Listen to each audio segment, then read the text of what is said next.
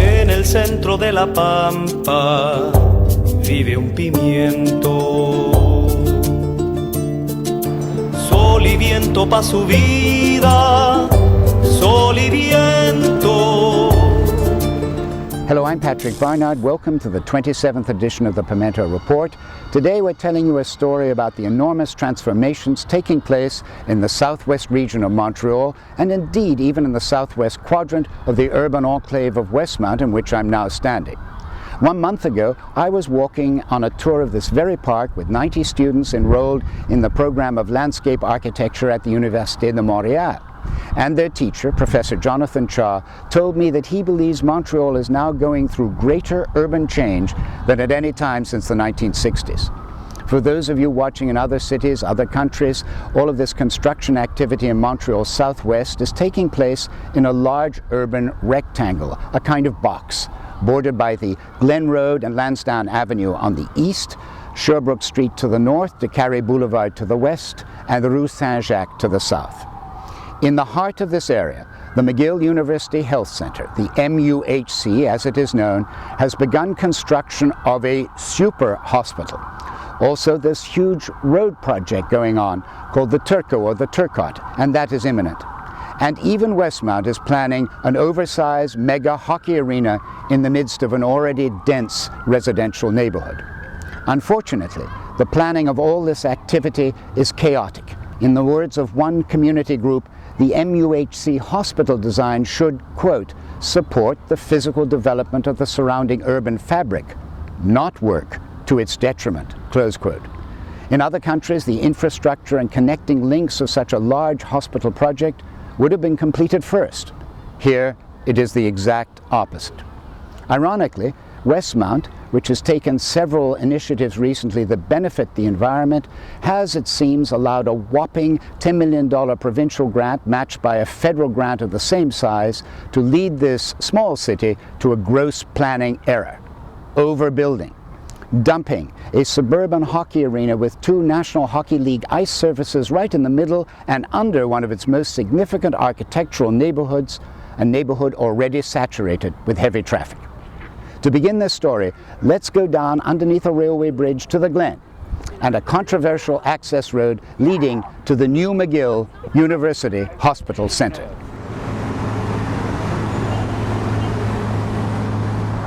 I'm standing in front of the access road that has recently been built to the super hospital site. We're in the Glen. You can hear the Turcotte in the background. This road and its uses is very much a question in the community. And the view of this road depends, it seems, on whether you live in Saint-Henri, in Westmount, or in NDG. Well, the implication is, as the MUHC has said in their forum, their public forum a few weeks ago, that this will be a limited access. But I have a map here that eloquently shows that it won't be so much of a casual entrance here. What we have is the main entrance here, and this is the road that goes down. And I think that it's going to be very, very detrimental in the future for us to have such an empty space. This is it right here that goes down, and it comes down to where we are behind me. And I think that while they're saying it will be a temporary emergency access, I believe personally that it will eventually evolve to a full-on access.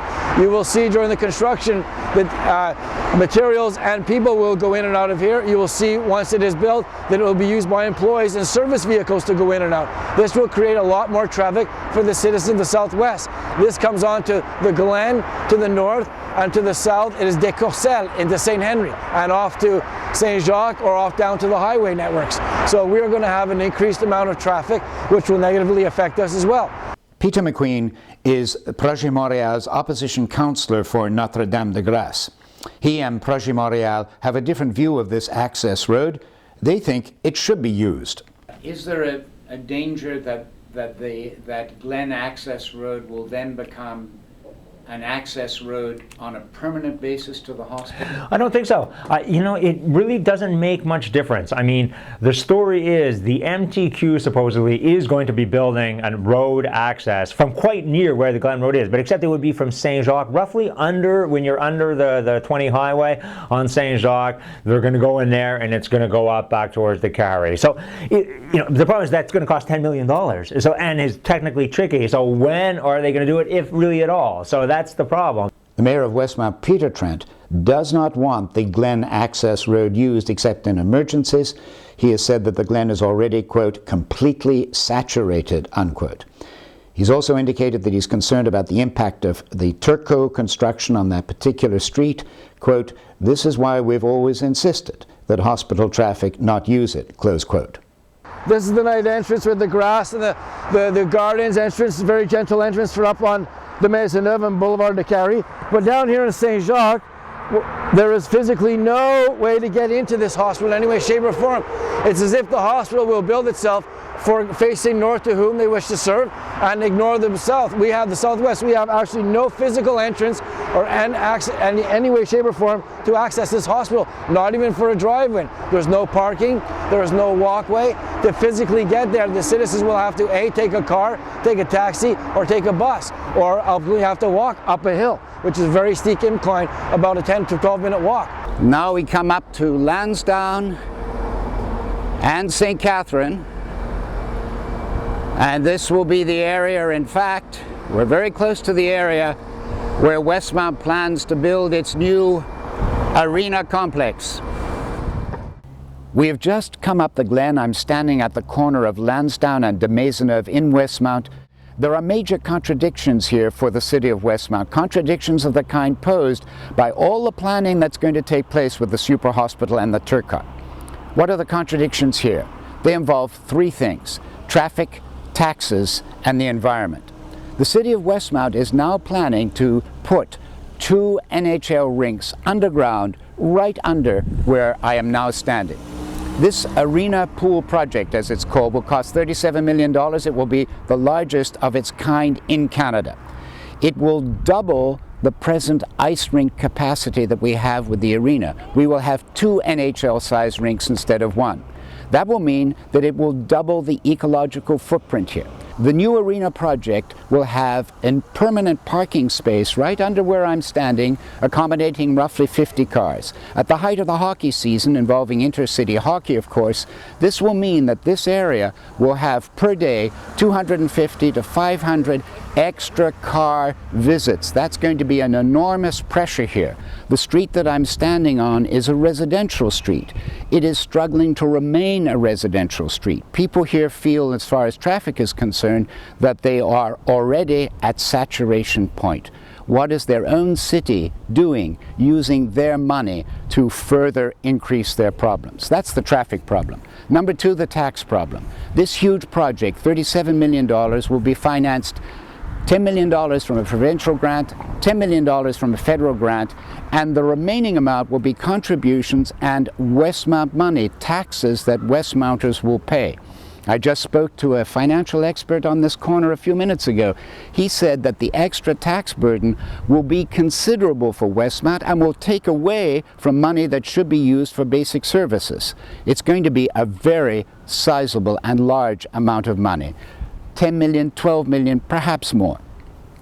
Then we come to the question of the environment.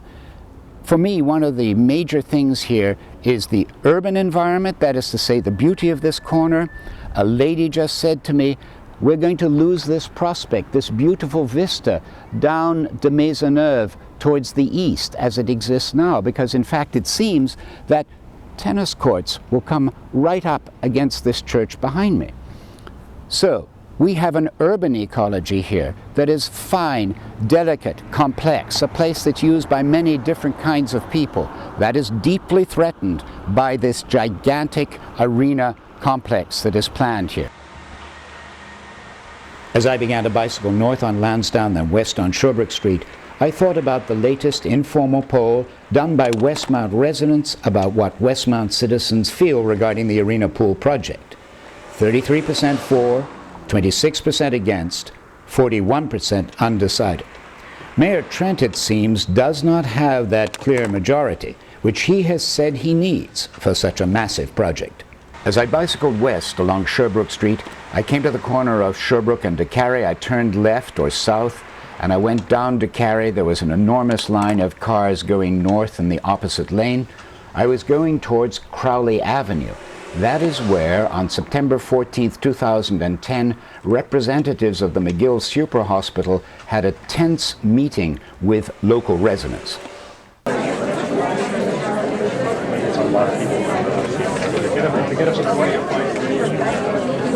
You were in that meeting. How would you characterize the feeling in the room? Am I exaggerating things too much, or what did you see? No, you're absolutely right. Angry people, several hundred of them, and angry on a variety of issues. I think you're right that it was too much for one meeting, and that is because they haven't held enough public meetings. So people are still asking about health issues, there's architectural issues, there's the mud of construction, which was probably the biggest issues, and then there's issues about what's to come, traffic problems, and lack of bicycle facilities that are to come. But I think the issue that's going to start taking off more in the future is going to be the traffic jam that's coming right away by the end of October and through December. We've got a serious traffic jam around the Vendôme Metro. Here we are at the Vendôme Metro stop and a railway station. It will be a principal access to the Super Hospital when it is built. We have come here now to talk to the Montreal activist and architect Pierre Brisset. On the piece of property here, apparently there's some developers that want to build another super duper skyscraper. They even want to demolish the Brown building there to put another one of 8 stories, and everybody's trying to think the bigger the better. Somehow the Titanic feeling, and I say leave the things the way they are, make a park out of here, make a good arrival for cycling, the cycle track that goes above the tracks that come down here on this defunct ramp to be able to go directly into the hospital. So that's a connection that Peter and myself have been working on, and the rest of it just stays above so that it doesn't interfere with traffic below.